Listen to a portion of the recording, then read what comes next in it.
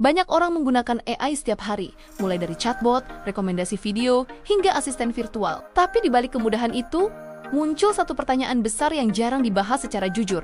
Apakah AI sebenarnya mengintip data kita? Pertanyaan ini terdengar berlebihan bagi sebagian orang, tapi bagi yang paham teknologi, ini adalah kekhawatiran yang masuk akal dan patut dibahas. AI bekerja dengan data. Semakin banyak data yang diproses, semakin pintar sistemnya. Data ini bisa berupa teks yang kita ketik, suara yang kita ucapkan, kebiasaan kita saat online, bahkan pola perilaku yang tidak kita sadari. Inilah alasan mengapa banyak orang merasa AI seolah tahu segalanya tentang kita. Namun penting untuk dipahami, AI tidak mengintip seperti manusia yang sengaja mengintai. Data biasanya dikumpulkan melalui izin yang sering kita setujui tanpa membaca.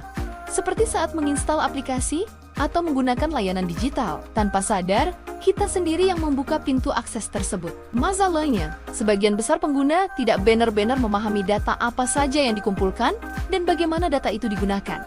Ada data yang dipakai untuk meningkatkan layanan. Ada juga yang dianalisis untuk iklan, personalisasi konten, bahkan pelatihan sistem AI di masa depan. Disinilah batas antara membantu dan melanggar privasi menjadi kabur. Perusahaan teknologi besar biasanya mengklaim bahwa data pengguna telah dianonimkan dan diamankan. Artinya, data tidak langsung dikaitkan dengan identitas pribadi. Tapi dalam praktiknya, kumpulan data yang besar tetap bisa membentuk profil pengguna yang sangat detail, mulai dari minat, kebiasaan, hingga cara berpikir. Risiko terbesar bukan hanya pada AI itu sendiri, tapi pada bagaimana data disimpan dan siapa yang memiliki akses ke data tersebut. Kebocoran data, penyalahgunaan oleh pihak ketiga, atau sistem keamanan yang lemah bisa membuat informasi pribadi jatuh ke tangan yang salah.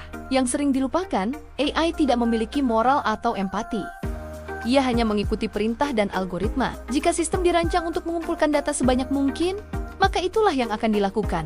Tanpa regulasi dan kesadaran pengguna, privasi bisa menjadi harga yang harus dibayar demi kenyamanan teknologi. Sebagai pengguna, kita sebenarnya tidak sepenuhnya tidak berdaya. Mengatur izin aplikasi, membaca kebijakan privasi, membatasi data yang dibagikan, dan lebih sadar saat menggunakan layanan digital bisa mengurangi risiko. Sayangnya, banyak orang memilih praktis tanpa peduli dampak jangka panjangnya. Pertanyaannya sekarang bukan lagi apakah AI mengintip data kamu atau tidak, tapi seberapa banyak data yang sudah kamu serahkan tanpa sadar. Di era digital, data adalah aset paling berharga, bahkan lebih mahal dari uang. Kesimpulannya, AI tidak mengintip dengan niat jahat, tapi sistem di baliknya sangat bergantung pada data pengguna. Jika kita tidak bijak, privasi bisa perlahan hilang tanpa kita sadari. Teknologi seharusnya membantu hidup manusia, bukan membuat manusia kehilangan kendali atas datanya sendiri.